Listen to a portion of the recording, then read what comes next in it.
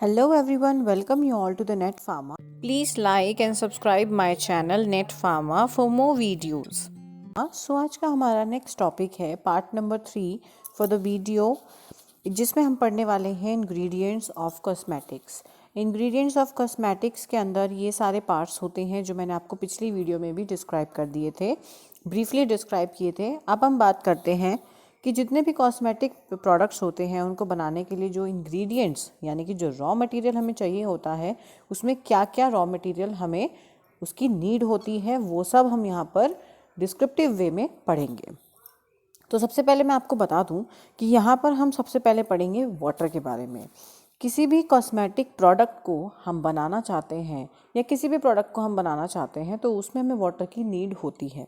Water क्या है? एक चीफ मटेरियल है या फिर चीफ रॉ मटेरियल है जिसकी हमें ज़रूरत पड़ती है किसी भी कॉस्मेटिक प्रोडक्ट को बनाने के लिए। अब सेकंड मेन थिंग आती है कि वाटर कौन सा होना चाहिए।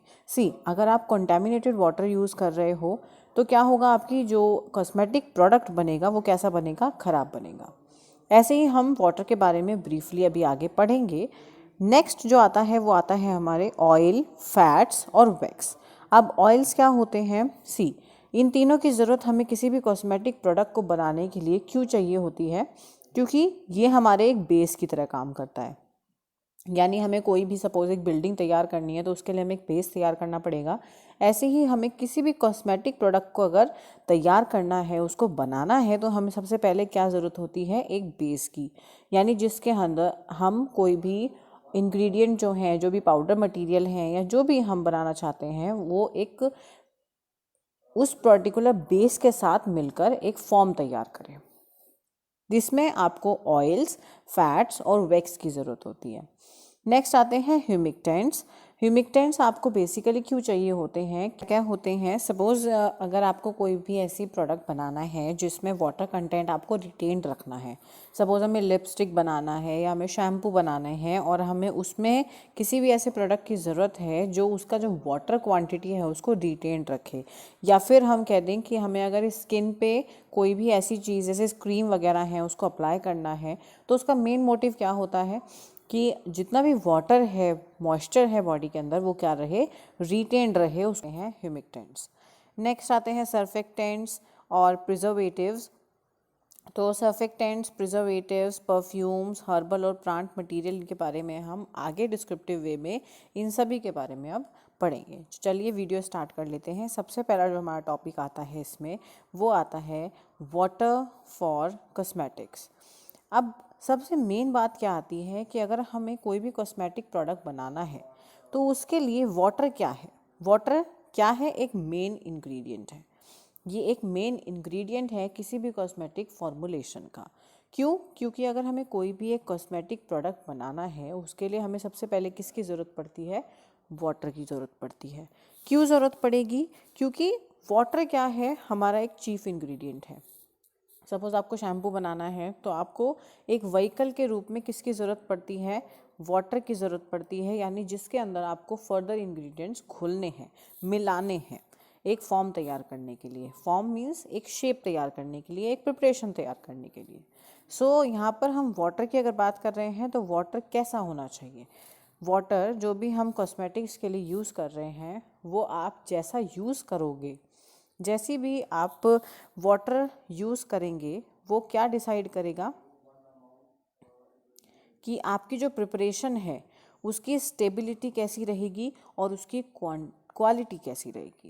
वाटर फॉर कॉस्मेटिक्स यानी कि ऐसा वाटर आपको उसमें ऐड करना होगा जिससे किसी भी प्रोडक्ट की स्टेबिलिटी बनी रहे और उसकी क्वालिटी कैसी हो? अच्छी क्वालिटी हो। तो आप इस पर्टिकुलर डेफिनेशन से ये पढ़ सकते हो, the stability and quality of final product is dependent on the purity of water used.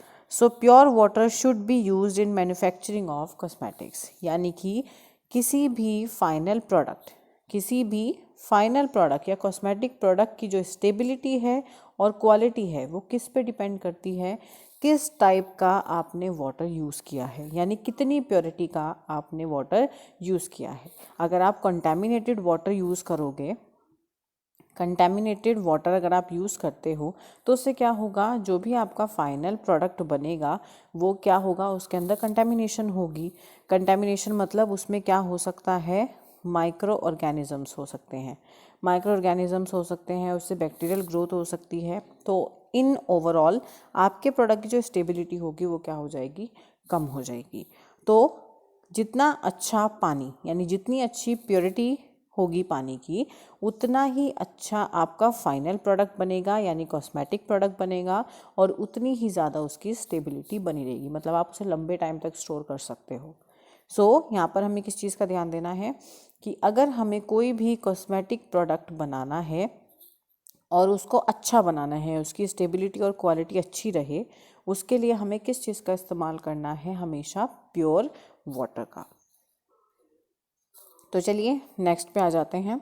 Next slide हमारी क्या बताती है कि वाटर फॉर कॉस्मेटिक्स जो है वो किस तरीके से आप बना सकते हो। अगर आप लार्ज स्केल मैन्युफैक्चरिंग कर रहे हो, जैसे कि इंडस्ट्रीज़ वगैरह में वाटर फॉर कॉस्मेटिक्स बनता है, तो उसके लिए आप उसको कैसे मैन्युफैक्चर कर रहे हो, तो उसमें कौन कौन से प्रोसीजर्स आते हैं।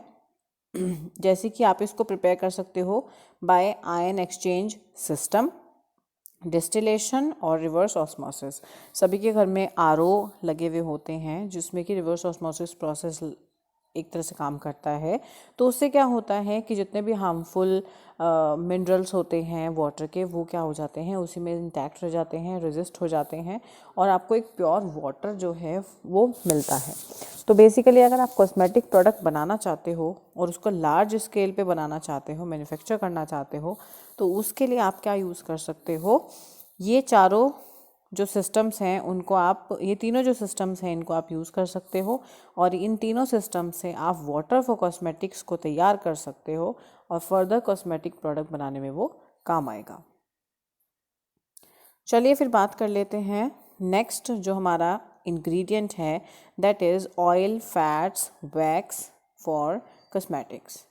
अब जितने भी हम ऑयल, फैट, वैक्स की बात कर रहे हैं कॉस्मेटिक प्रोडक्ट के लिए, तो बेसिकली ये यूज़ कहाँ होते हैं, ये हम क्रीम्स बनाने में, लोशन बनाने में, ब्रिलियंटाइन बनाने में, हेयर ऑयल्स और लिपस्टिक्स में हम यूज़ करते हैं।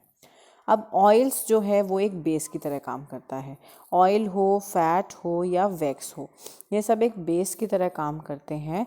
यानी कि आप किसी भी पर्टिकुलर कॉस्मेटिक प्रोडक्ट को बनाना चाहते हो तो उसमें इन तीनों चीज़ों का बहुत ज़्यादा इम्पॉर्टेंट रोल है। कैसे, अगर आप क्रीम बनाना चाहते हो, सपोज आप कोल्ड क्रीम बनाना चाहते हो, तो कोल्ड क्रीम के लिए जो सबसे मेन इंग्रेडिएंट होगा, जो बेस इसकी तैयार होएगी, वो किससे होएगी, ऑयल से। क्योंकि अगर ऑयल नहीं होगा तो क्या होगा, क्रीम जो हो जाएगी वो बहुत रफ़ होगी, प्रिपेयर ही नहीं होगी पहली बात तो, क्योंकि ये एक तरह का इमल्शन होता है। आपने सभी ने oil in water, water in oil emulsions पढ़े हुए हैं, तो कोल्ड क्रीम भी एक तरह का इमल्शन है। इमल्शन कभी भी ऑयल के बिना तैयार नहीं होता, सभी ने पढ़ा हुआ है। बेसिकली जब भी आप ऑयल यूज़ कर रहे हो तो आप क्या कह रहे हो कि एक तरीके का बेस है, और बिना बेस के कोई भी कॉस्मेटिक प्रोडक्ट तैयार नहीं होता। तो जैसे कि अगर आपको क्रीम तैयार करनी है, लोशन तैयार करना है, हेयर ऑयल या लिपस्टिक तैयार करने हैं, तो उसमें आपको इन तीनों चीज़ों की ज़रूरत पड़ती है। वैक्स कहाँ पे यूज़ होता है, जब आपको कोई भी कॉस्मेटिक्स में लिपस्टिक बनानी हो। क्यों, क्योंकि वैक्स एक तरीके से लिपस्टिक के लिए भी बेस का काम करेगा, साथ साथ में ये डिफ़ाइन करेगा कि लिपस्टिक कैसी बनेगी। तो ये कैसे तैयार करेगा लिपस्टिक को, लिपस्टिक की हार्डनेस किस पर डिपेंड करती है कि आपने किस टाइप का वैक्स यहाँ पर इस्तेमाल किया है। अगर आप हार्ड वैक्स इस्तेमाल कर रहे हो तो उससे क्या होगा, लिपस्टिक जो है वो लंबे टाइम तक हार्ड शेप में रहेगी, या हो सकता है कि उसको यूज़ करते हुए आपको हार्ड लगे। तो ऐसे ही आप ये कह सकते हो कि जिस क्वालिटी या किस पर्टिकुलर अमाउंट में आप वैक्स यूज़ कर रहे हो उसके अंदर, वही डिफ़ाइन करता है कि लिपस्टिक कितनी हार्ड रहेगी। ओके, नेक्स्ट बात कर लेते हैं कि नेक्स्ट पॉइंट क्या आता है, the source of oil, fat and wax can be mineral and animal source. अब यहाँ पर हम क्या कह रहे हैं कि जिस पर्टिकुलर सोर्स से हमें ऑयल, फैट और वैक्स मिलते हैं वो दो तरीके की हो सकती हैं, या तो वो हो सकती है मिनरल सोर्स या फिर वो हो सकती है एनिमल सोर्स, यानी कि हमें मिनरल सोर्स के थ्रू भी ऑयल, फैट और वैक्स मिल सकते हैं, और एनिमल सोर्स के थ्रू भी हमें ऑयल, फैट और वैक्स मिल सकते हैं। चलिए नेक्स्ट स्लाइड पे पढ़ लेते हैं। सो ऑयल, फैट और वैक्स जो है वो हमें कैसे सोर्स से मिल सकते हैं और कितने टाइप्स के होते हैं। तो सोर्स में सबसे पहले आता है मिनरल सोर्स।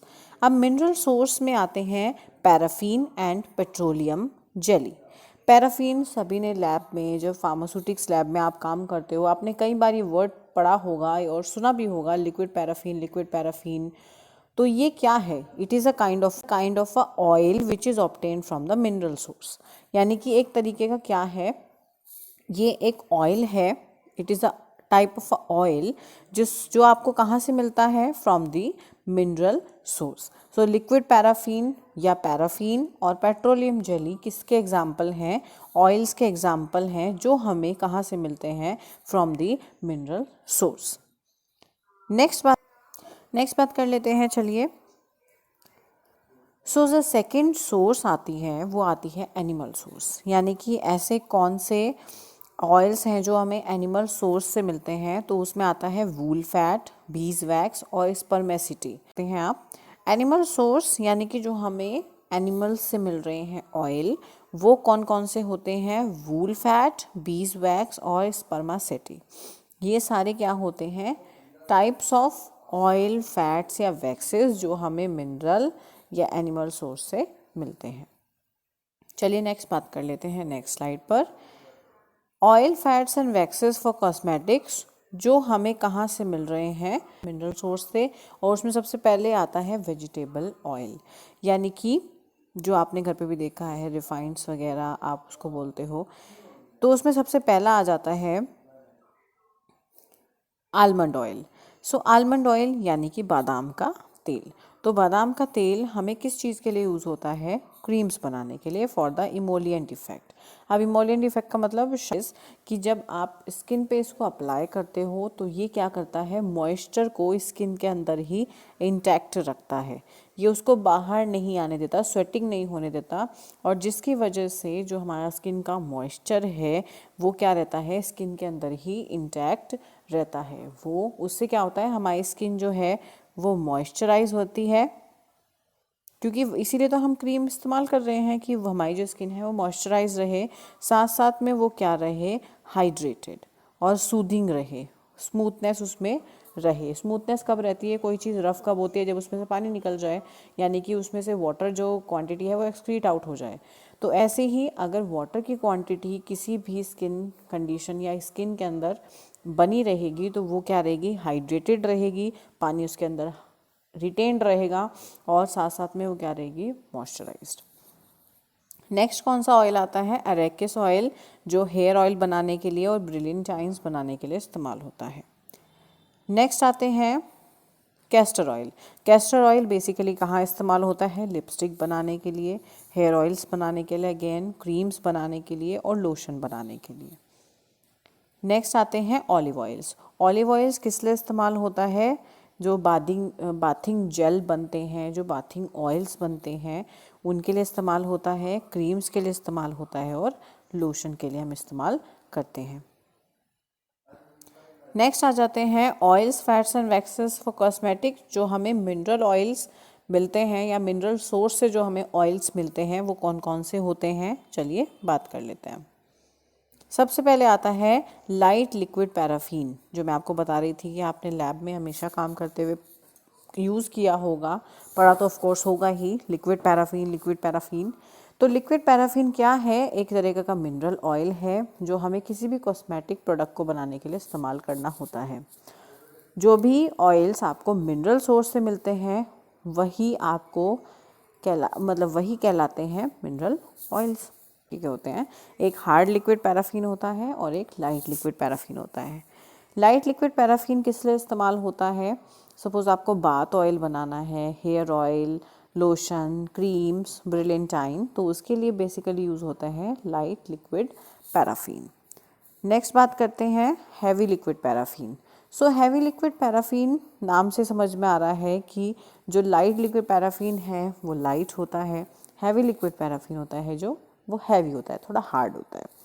तो हैवी लिक्विड पैराफिन हम कहाँ पे यूज़ करते हैं? Bath oil, same, hair oil, lotion, creams बनाने के लिए और बेलेंटाइन बनाने के लिए।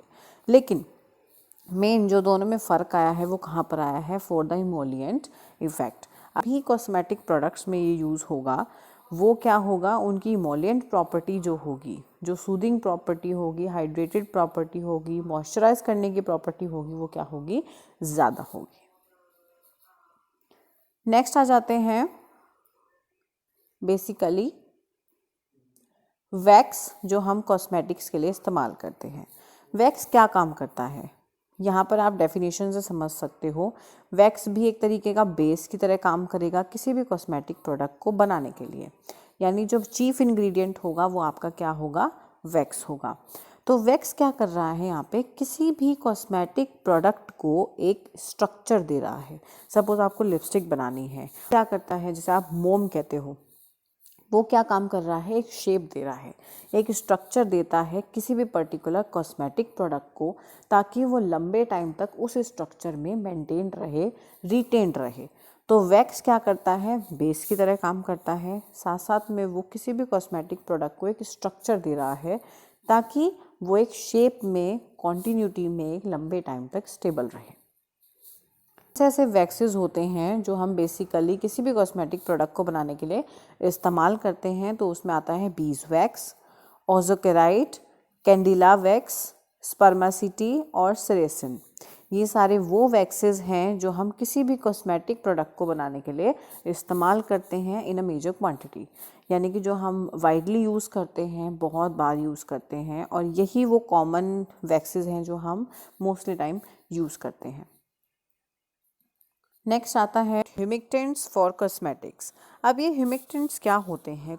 ह्यूमिक्टेंट क्या है? It is a common moisturising agent. ये एक तरीके का कॉमन मॉइस्चराइजिंग एजेंट है जिसको हम किसी भी लोशन, शैम्पू और अदर ब्यूटी प्रोडक्ट्स को बनाने के लिए इस्तेमाल करते हैं for your hair and skin. यानी कि ह्यूमिक्टेंट्स क्या है? आपने देखा होगा कि बहुत सारे ऐसे कॉस्मेटिक प्रोडक्ट्स होते हैं जो आपके हेयर और स्किन के लिए यूज़ करते हैं। जितने भी वैरायटी ऑफ ब्यूटी प्रोडक्ट्स होते हैं जो आप हेयर और स्किन पे अप्लाई करते हो, उसमें जो मेजर पर्टिकुलर सब्सटेंस यूज़ होता है दैट इज़ द ह्यूमिक्टेंट। ह्यूमिक्टेंट क्या है? ये एक तरीके का मॉइस्चराइजिंग एजेंट है, ये कॉमन मॉइस्चराइजिंग एजेंट है। अब मॉइस्चराइजिंग एजेंट का काम क्या होता है? टू प्रोवाइड मॉइस्चर, यानी किसी भी पर्टिकुलर सब्सटेंस का, यहाँ पर मॉइस्चराइजिंग एजेंट का मतलब है टू प्रोवाइड मॉइस्चर। अब मॉइस्चर की ज़रूरत कहाँ होती है? जब कोई भी प्रोडक्ट क्या हो रहा हो? ड्राई हो रहा हो। मॉइस्चर प्रोवाइड करने के लिए हम उसमें ह्यूमिक्टेंट्स को ऐड करते हैं। तो मॉइस्चर की ज़रूरत है जब प्रोडक्ट क्या हो रहा है? ड्राई हो रहा है। तो उसकी ड्राइनेस को ख़त्म करने के लिए, हम उसमें मॉइस्चर रिटेन रखने के लिए, उसमें मॉइस्चर प्रोवाइड करने के लिए जिन सब्सटेंसेस को ऐड करते हैं that are known as humectant. Product को मॉइस्चर प्रोवाइड करने के लिए, उसको मॉइस्चर देने के लिए, उसको ड्राई ना बनाने के लिए, उनको हम बोलते हैं ह्यूमिक्टेंट्स। चलिए फर्दर बात करते हैं इसके बारे में। They are known for their ability to retain moisture while also preserving the overall properties of the product at hand। यानी कि इनका मेजर एबिलिटी क्या है, इनकी खासियत क्या है कि पर्टिकुलर प्रोडक्ट में मॉइस्चर को रिटेन रखते हैं, बनाए रखते हैं। और साथ साथ में जब हमें किसी प्रोडक्ट को सपोज अप्लाई करना है, हैंड पे हमें अप्लाई करना है, या फिर हम उस लंबे टाइम के लिए हम उसको प्रिजर्व रखना चाहते हैं, तो उस केस में अगर हमें यूज़ करना हो तो हम ह्यूमिक्टेंट्स को यूज़ करते हैं ताकि उसमें जो मॉइस्चर की क्वांटिटी है वो भी लंबे टाइम तक ऐसे स्टेबल रहे, और साथ साथ में जब भी हम उसको यूज़ करें, जब भी हम उस पर्टिकुलर कॉस्मेटिक प्रोडक्ट को यूज़ करें, वो सूखा ना हो जाए, वो हमेशा उसके अंदर मॉइस्चर जो है वो प्रिवेंट रहे, उसमें प्रेजेंट रहे। इसीलिए हम ह्यूमिक्टेंट्स को यूज़ करते हैं किसी भी कॉस्मेटिक प्रोडक्ट में। नेक्स्ट आता है this is added to prevent drying out of cosmetic.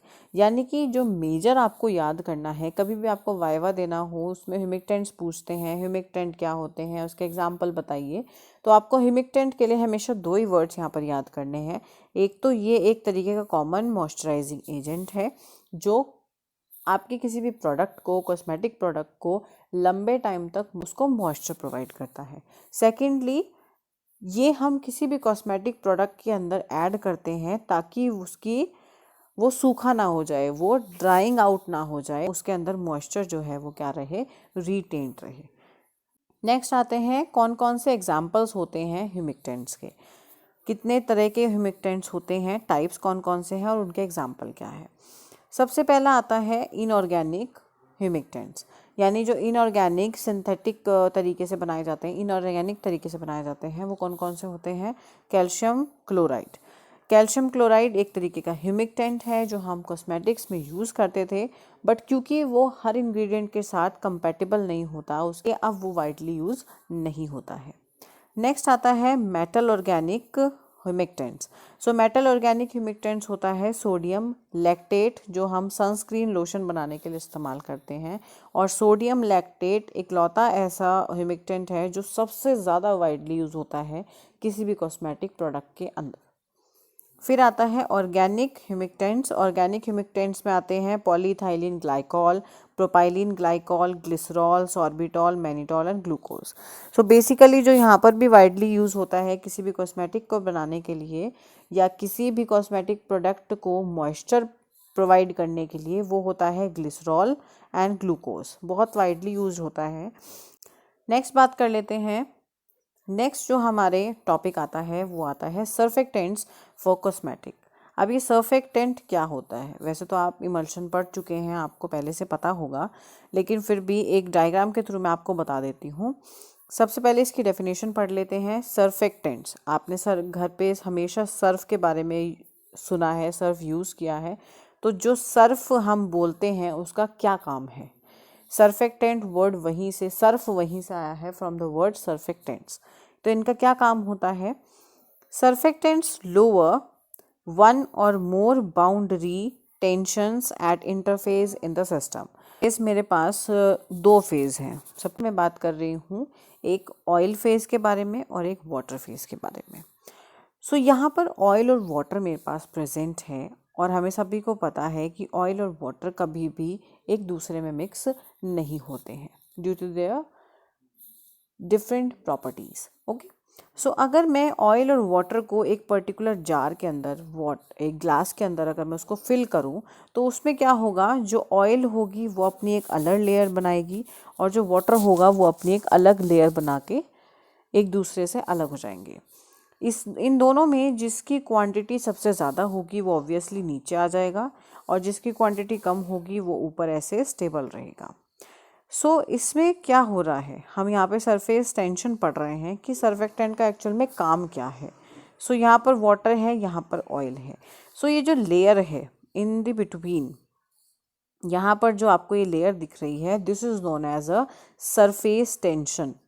Surface tension की जो हम बात कर रहे हैं, यानी कि एक पर्टिकुलर सरफेस पे जहाँ पर टेंशन क्रिएट हो रही है between the two phases, that is known as a surface tension. So इस टेंशन को कम करने का काम करता है ये सर्फेक्टेंट।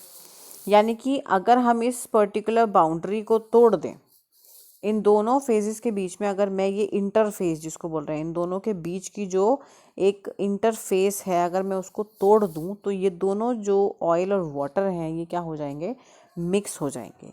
तो यहीं से आप समझ सकते हो सर्फेक्टेंट का क्या काम है। जब किसी भी सिस्टम के अंदर कोई भी इंटरफेस पर एक या एक से ज़्यादा बाउंड्री टेंशन क्रिएट हो जाती है और उसको कम करना हो, तो हम सर्फेक्टेंट का इस्तेमाल करते हैं। और सर्फेक्टेंट क्या कर रहा है, उस पर्टिकुलर इंटरफेस पर जो टेंशन क्रिएट हो रही है, उसको लो करने का काम करता है surfactants.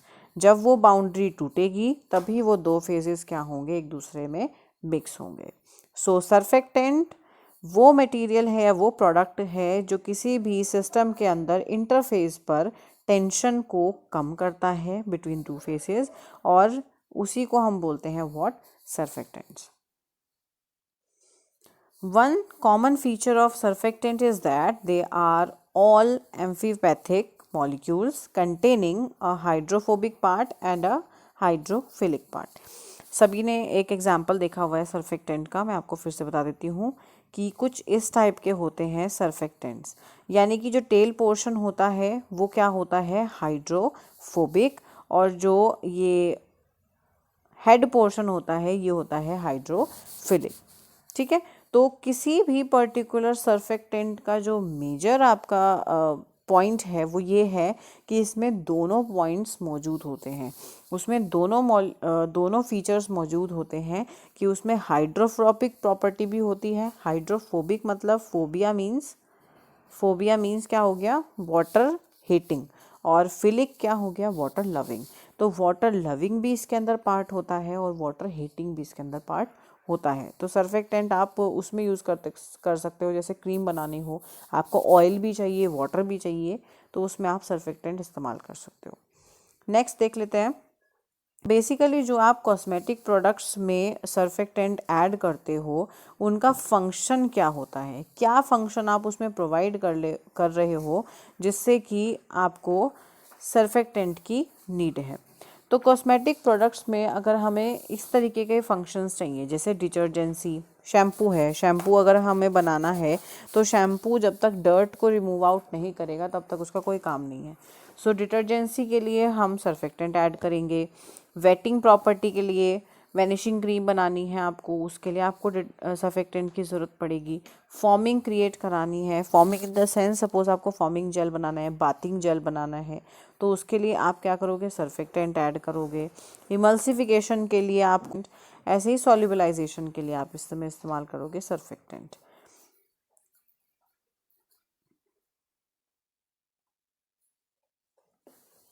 So surfactant for cosmetics में नेक्स्ट आता है कितने टाइप के सर्फेक्टेंट्स होते हैं, जिसमें आपको मैं यहाँ पर 4 टाइप के सर्फेक्टेंट्स इजीली बता रही हूँ।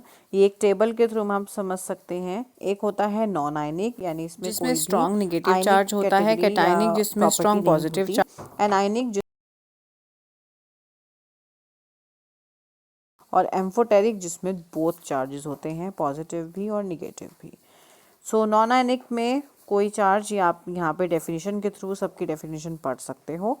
इसके एग्जांपल्स होते हैं पॉलीसॉर्बेट, सॉर्बिटेंस, पीईजी, पॉलीथाइलिन ग्लाइकॉल और लॉरेथ। ऐसे ही एनायनिक के जो होते हैं उसमें सोप आता है, सोडियम लोराइल सल्फेट आता है, एसएलएस। कैटायनिक में डिटर्जेंट्स आते हैं, बेंजलकोनियम क्लोराइड, ये सब आपके इमल्सिफिकेशन के लिए काम करते हैं। ऐसे ही एम्फोटेरिक आता है जिसमें आप यहाँ पर एग्जाम्पल देख सकते हो। सो ये सब क्या है, सर्फेक्टेंट्स के एग्जाम्पल हैं जो आप कॉस्मेटिक प्रोडक्ट के लिए इस्तेमाल करते हो। सो नेक्स्ट इस पर्टिकुलर वीडियो का पार्ट पढ़ेंगे, उसमें आप क्या क्या पढ़ने वाले हो। सो बेसिकली हमने क्या क्या पढ़ लिया है, इसमें वाटर के बारे में पढ़ लिया है, water for cosmetics. Next oil, fat और वैक्सेस जो होते हैं उनके बारे में पढ़ लिया है। नेक्स्टली ह्यूमिक्टेंट्स हम पढ़ चुके हैं, उसके साथ सर्फेक्टेंट्स पढ़ चुके हैं। अब जो हमें पढ़ना है in the part number 3 of the video, that will be ingredients of cosmetics, जिसमें आप पढ़ने वाले हो प्रिजर्वेटिव्स के बारे में। प्रिजर्वेटिव्स पढ़ोगे। नेक्स्ट आप पढ़ोगे इसमें परफ्यूम्स, हर्बल और plant material, functional raw materials, colours और पिगमेंट्स। ये सारे के सारे आप पार्ट नंबर 3 में पढ़ोगे, जिसमें आप इंग्रेडिएंट्स ऑफ कॉस्मेटिक पढ़ोगे। Thank you so much for watching the video.